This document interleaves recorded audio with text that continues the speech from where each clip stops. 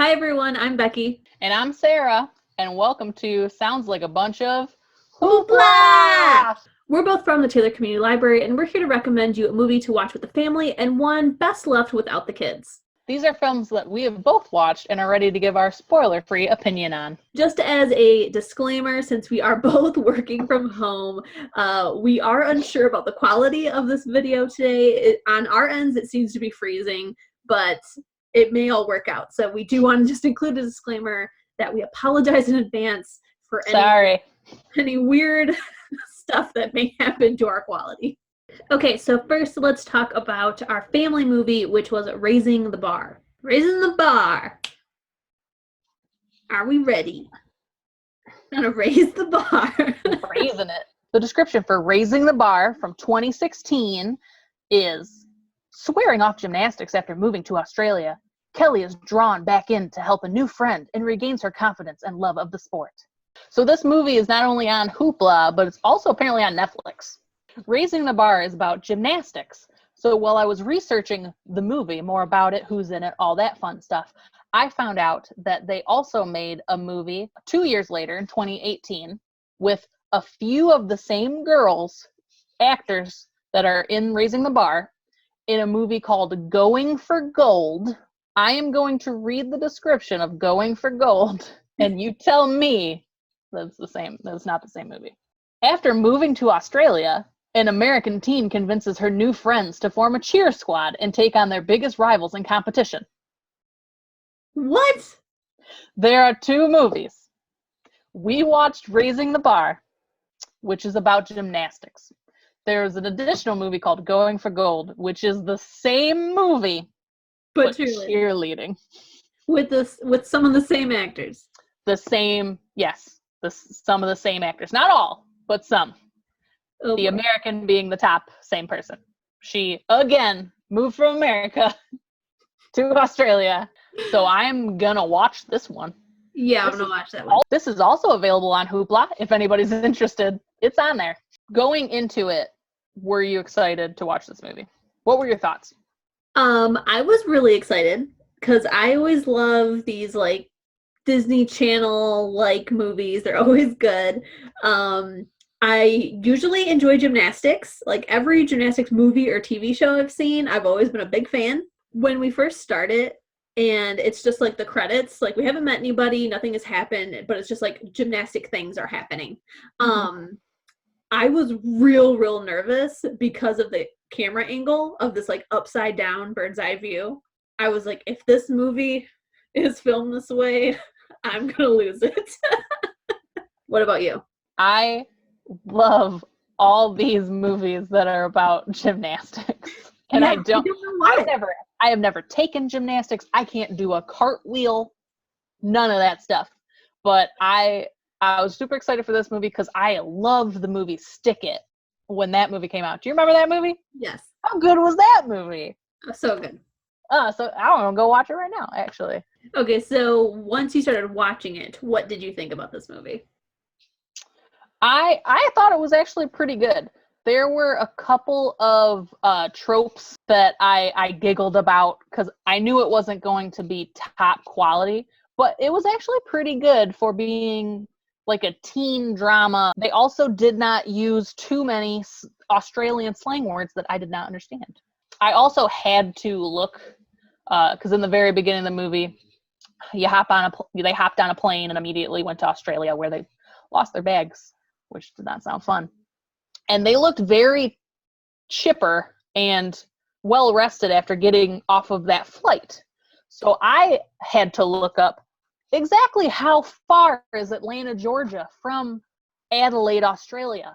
And let me tell you, Becky, according to freemaptools.com, as the crow flies, so just a straight shot, it is 10,000 miles, 10,001 miles to be exact. And then I tried to look up flights, and you and I could hop on a flight in October to Adelaide, Australia from Atlanta. We'd have to get to Atlanta. It would cost us $1,800, and it would take 27 hours. Just to get there, right? Just to get there. I'll say it's not a short flight. Not a short flight. I don't know why they're so well rested. Movie magic. That's the only thing that took me out is not realistic. So we get in the intro of the movie, you get a little snippet that something bad happened. But you don't get any information about that. And then we go into the movie where they immediately are moving to Australia and then landing in Australia. So I was invested right off the bat. I was like, what happened? Why'd they move so far away? What terrible, awful thing happened? So I was pretty invested. I'd say right off the bat, I needed to know what happened to poor Kelly. What'd you think of the movie once you started watching it? Well, at first I was real nervous because you can definitely tell that it's an older film. It is very cheesy, and I was just like, oh no. Like we definitely have a stereotypical like angsty teen who's a jerk to their mom. I did appreciate though that she would recognize that and try to correct it because she knew none of this was her mom's fault. So I thought that was really cool because we really don't see a lot of that happen. So I did really enjoy that. I think when I started really liking it is once she gets to the school and we kind of like learn who everybody is, that's when I was invested. When you start meeting people with Australian accents is when you got invested, huh? Yeah. I really, really like when she meets Nick and she tells her to just keep talking because she wants to hear her accent. Like, it's so funny. Lizard, banana. Yeah, I liked seeing that from the other side because there are tons of movies, and me, asking people with accents that we're not used to just continue to talk. Because like you said, we start the movie knowing that something happened in America. We don't know what happened or why she's now here in Australia. But once we found out what happened, what did you think about that? I was a little surprised. I thought that what happened wasn't that awful. And I think it was just compounded with what was going on with Kelly's family and then the attitude that that one of her teammates had just made everything snowball into the big awful that had changed everything for her. But yeah, I was glad it wasn't anything that couldn't be rectified or fixed. I definitely expected, just because of how much it impacted her, I thought it was going to be a lot worse. I thought that maybe a parent would play a role in something, but I'm glad that it turns out that it was, like you said, it was something happened with her gymnastics team and something else is happening in her family life, and the two just, unfortunately happened at the same time. I will say one of my critiques of the movie is that we really didn't get to learn about literally any of the other characters. Like, we don't know why they even moved to Australia, but then like even the friends, like there is mention of like other stuff happening in the other characters' lives, but we really don't get to learn about that. So I will say that's one thing that I was a little sad about. What did you think about the romance? Ooh, the romance. That was the only thing that I feel like a little forced. And of course, it had to be one of the factors of why two of the girls don't get along in the first place. Overplayed, sir. Make it about the gymnastics. Like, I feel like you can't have a teen movie without a cute boy that somebody falls for. But I don't think that they paid attention enough to the romance to make it worth even including it. I think it would have worked completely fine in the exact same way if they would have just been friends. I do not think that it would have taken anything away from the movie if there wasn't a romantic line, because it was so secondary. Yeah, and it was super awkward when the ending happens and then Scotty ends up meeting her family. Like, that was such a weird scene. I was like, why is this happening? It was just like he was shooting that day, so like, Scotty, you get in here too. Yeah. I rolled it back and watched that literal the last second of the movie. But that, I would say that would probably be the only real blemish on this incredible film. Slightly unrelated to the movie, but I'll probably plug this in somewhere because I have one based on gymnastic tricks. what is something that you always thought, like, I could probably do that when watching these gymnastic movies and shows? That, like, there's definitely no way that you could do it, but is there something where you've always seen it done and you're like, I don't think it's that hard? Probably, I could come up with a floor routine that I think would be pretty good, other than the fact that I wouldn't be doing any wicked flips. But like the dancing part and the arms and maybe like rolling around on the ground, I think I could do that. And I think it'd be beautiful. What about you? What do you think you can do, like the uneven bars? You think you can do the uneven bars? I know realistically that there is like no way at all. But every time I see him done, I'm like, I could do that. I think I could probably do that. And then I realize like that I can't even do a pull up. So there's no way. You gotta flip and then like propel yourself to a higher bar. There's no way. That I would like to go to a gymnasium and you attempt to do any of the bars. If that's your dream, I think let's do it. All right. Let's do it. I will get us matching leotards. Based on rewatchability and how great and or not great it was, what's your star rating on this baby? I think my star rating is probably like a 6.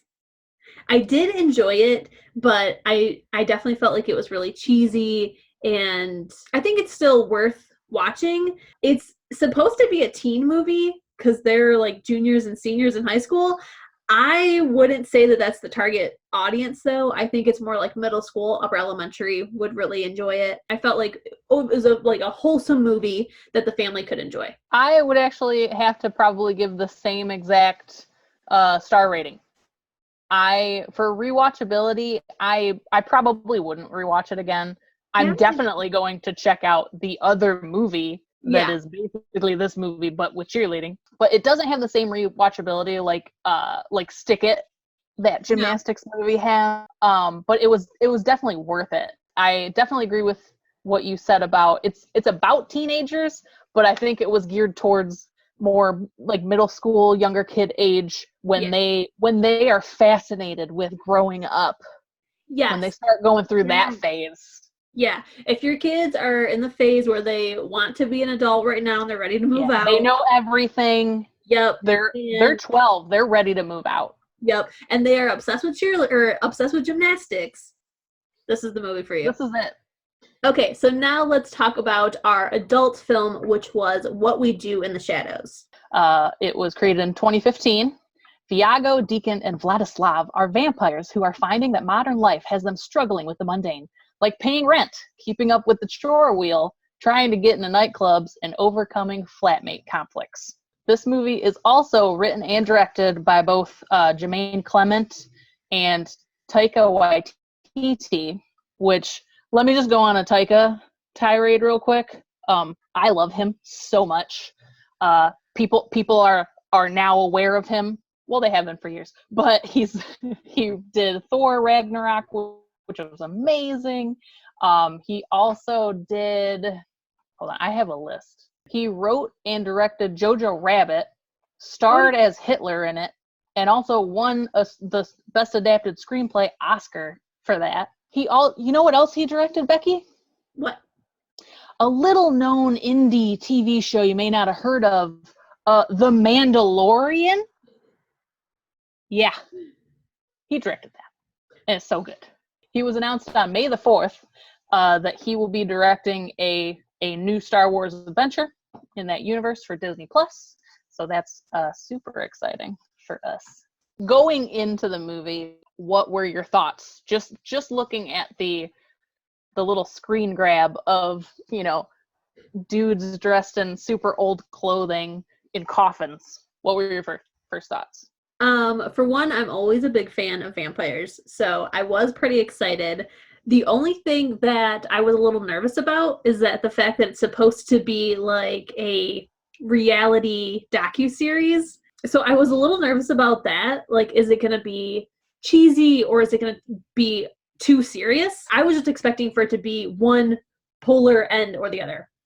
So I was a little bit nervous about that, but I was excited to go into it. I just didn't know if I would end up liking it. What about you? I knew I was going to like it, but I didn't want to put my expectations too high because as you know, from that little discussion beforehand, I love Taika, and Jermaine Clement is hilarious. He was in Flight of the Conchords, as you know. He's not only a great actor, but he comes up with some of the most like ridiculous storylines and songs and everything. So I was excited to see him as a vampire. I figured he would give it a little flair that maybe I hadn't seen before. Yeah, once I I didn't know if he was realized going to sparkle or not. yeah, once I realized that he was in it, I was definitely a lot more excited. I was like, okay, this should be good. What were some of your favorite parts of the movie? Mm, Without spoilers. yeah. Spoiler-free parts. I think I don't know if I necessarily have like a favorite part. I enjoyed the whole entire thing, but I think what I enjoyed probably the most about it is the fact that like they took it as a joke themselves too. Like they're like we're being followed by this camera crew that we're acknowledging. There was like just so many funny times where something would happen that would like embarrass the vampires and they would just like have that scene where they're just like looking at the camera like great. And I think that was probably like the best part is just how it's supposed to be a serious thing, but like how can you take vampires seriously at the same time? So I'm glad that they like played on that and made it where it was as if you really did meet vampires today. For me, a couple of things that stood out. This is not a spoiler because very, very quickly into the movie, you find out that there's actually 4 vampires. Yes. The other one lives in like a dungeon type area in a house. They're still in a, like in an apartment or a house, but it's dungeony, and he is the oldest and literally looks like Nosferatu, and just the bat ears and the long fingers, and he's creepy. He doesn't speak to anybody. He doesn't speak at all, and he's super creepy. And the other ones are like, he is, and the other ones are just like, all right, here's your human. And they just deal with him. I also liked when they brought in the other group of paranormal, which I will not spoil anything on that front, but they're a mortal enemy of vampires, and I think you'll recognize one of the dudes in the group. One of the funniest tropes that kept happening in the movie is the lore that vampires cannot see the reflection. Oh, yeah. They keep trying to get in the nightclubs and they want to look good to lure people and go out and stuff. And they always have the Jermaine guy draw portraits of people. Like, this is what you look like. Just stick figure terrible portraits. Like, you look good. It's fine. So funny. What I really liked about that, though, is you find out that they can obviously see the reflection of the clothes, just not themselves. Why didn't they just look in the mirror and see if the outfit went together? Because, like, it's not like it was like, does this make me look bad? Or how does this go with my hair? It was like just the most wild outfits that would never go well together. They did back in, the 18th century. When some of these were alive. So overall, after watching the whole thing, what is your star rating and your overall thoughts? 10, or this kind of made it like 50. 10 stars. I loved it. It was amazing. I will definitely watch it again. That's going on my repeat list. I'm super excited, obviously, about other things in those guys' wheelhouse to watch. And I will definitely be watching the TV show that is kind of a spin-off. It's based on it. I don't think it's the same people or the same actors or same characters, but it's the spin-off of vampires living in, I think, Staten Island in New York. It's on FX, or you can catch up on Hulu with season 1 and the most current season. It's on Wednesdays at 10 p.m. But I'll be catching up on Hulu just so I can get like more of that plot line and crazy, funny horror together. I like when comedy and horror meet. Yeah. That's probably my favorite genre. Yeah, same. What would you give this movie? I think I would give it probably like a 9.5 to a 10. somewhere between there. I really liked it. It definitely has rewatchability. I would definitely check it out again. I do think though that it might not be for everyone. It's not like a comedy that is like a universal comedy, I think. But I mean, if you've enjoyed anything else that Jermaine has been in, then this is perfect for you. But it's my kind of comedy, so I really loved it. Yeah, that's actually a really great point. If you didn't like Flight of the Conchords, Yeah. you might not like this. After watching them, be sure to come back and tell us what you thought in the comments. See you next time on Sounds Like a Bunch of Hoopla!